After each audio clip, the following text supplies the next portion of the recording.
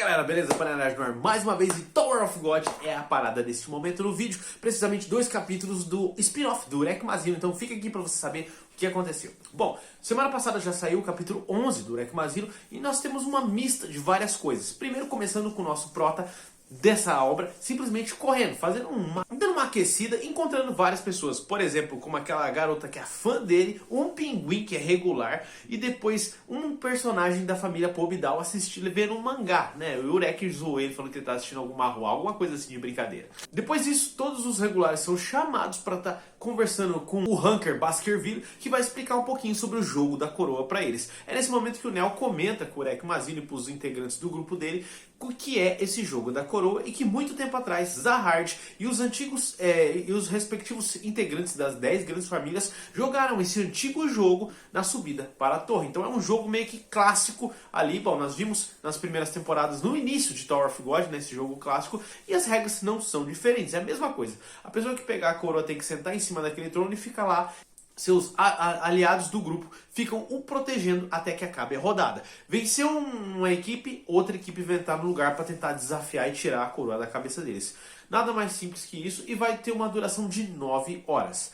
Existe um momento em que os Hunkers estão conversando um pouquinho sobre o fato deste evento ser não tão difícil, porque vai estar num ambiente onde tem aqueles golfinhos, porém eles dizem que se estivesse mais uma parte a fundo desse ambiente, onde tem a rainha dos golfinhos ali, ia ser um pouco bem mais perigoso para os regulares. Porém eles acreditam que é tudo ok, até o momento que eles percebem que a coroa está exatamente no território da rainha dessas criaturas, então a coisa vai ser bem mais séria. Bom, é claro que por Urek não vai ser sério, né? Então nós vemos alguns grupos já se separando. O grupo da Evelyn Kulu, juntamente com o Sancho, acabam tendo a intenção de seguir o grupo da família Pobidal. Claro, vocês já sabem, a rivalidade dos Lopobia e o Pobidal é, de certa forma, milenar praticamente, né? Mas a Evelyn acaba caindo numa armadilha, entrando num território de uma outra criatura que acaba pegando ela de surpresa. Depois disso, nós vimos que o Urek está dizendo pro Nel, que ele vai ter que se ausentar um pouquinho da equipe rapidinho, porque em 10 segundos ele vai precisar resolver algo mais importante. Bom, esse assunto importante nós sabemos o que é.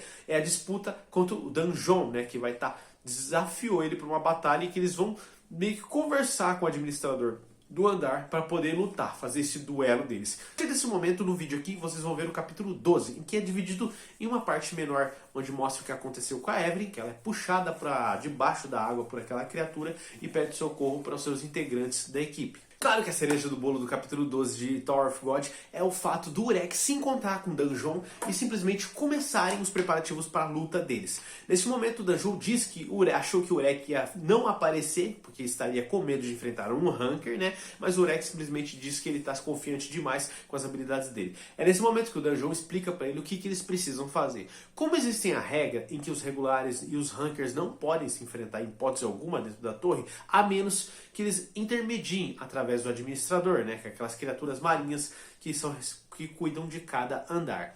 Nesse momento eles ativam o Pocket e o Dungeon tá explicando pro Urek as regras e o Urek tá nem aí, simplesmente clica no Pocket dele e quer já conversar com o administrador. Então aquela criatura mais uma vez aparece, explica para eles e conversa com o Urek, perguntando, né, se ele quer lutar com o Hunker, ele simplesmente aceita, beleza. Sem falar que o administrador, só de ver o Urek Mazino, percebe que ele é de fora da torre, né? Antes do administrador sair, o Urek pergunta como é que ele faz para enfrentar o administrador. Cara, o Urek supera qualquer barreira do impossível, né?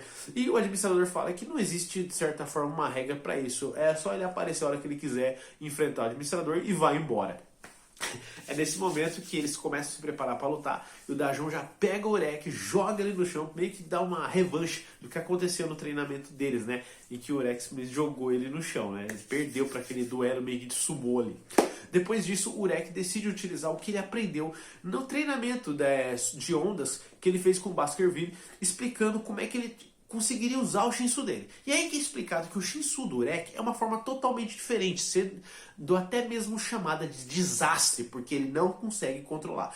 Ele percebe, ele diz e elogia que o Urek Mazino tem talentos incríveis com relação ao Shinsu, pela quantidade que ele atrai na hora que ele se concentra, mas infelizmente ele está pecando no controle. Então ele cria uma habilidade, uma técnica de canalizar o Shinsu entre as suas mãos, né, que ele coloca assim no Baskerville, e pro Urek conseguir utilizar essa forma. E é nesse momento que ele começa a canalizar o Shinsu e aparece bem atrás do Darzon. Daqui a pouco vai para as mãos do Urek, ele consegue carregar em seus punhos e taca na direção do Darzon. Mas quando ia acertar ele, de certa forma dissipa o Shinsu. E o Urek diz que não está preparado ainda, não está 100% aprimorado nessa técnica, mas ele já conseguiu o nome para ela e será chamada de Punho das 10 Serpentes. Cara, isso foi muito interessante. Punho das 10 Serpentes, e simplesmente o Darzon fica insano, né? Fica bobo com isso.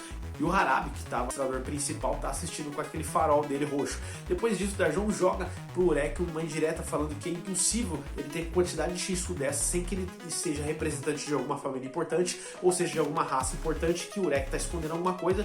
E o Urek simplesmente fala pra ele que não tem nada a ver de família importante ou muito menos de raça. Ele simplesmente é a luz.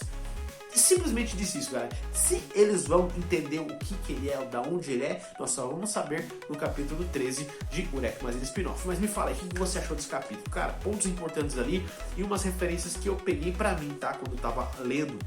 Existe um momento no começo do mangá em que o Urek tá correndo, que aparece uma frase In the Name of Justice. Isso me lembrou um personagem de Dynasty Warriors chamado Machao, que toda vez que ele dava um golpe especial dele, ele falava I fight in the name of justice. Não sei se tem a ver com isso, não sei se o Siu é fã desse jogo, né? Pode ser que seja, pode ser que não.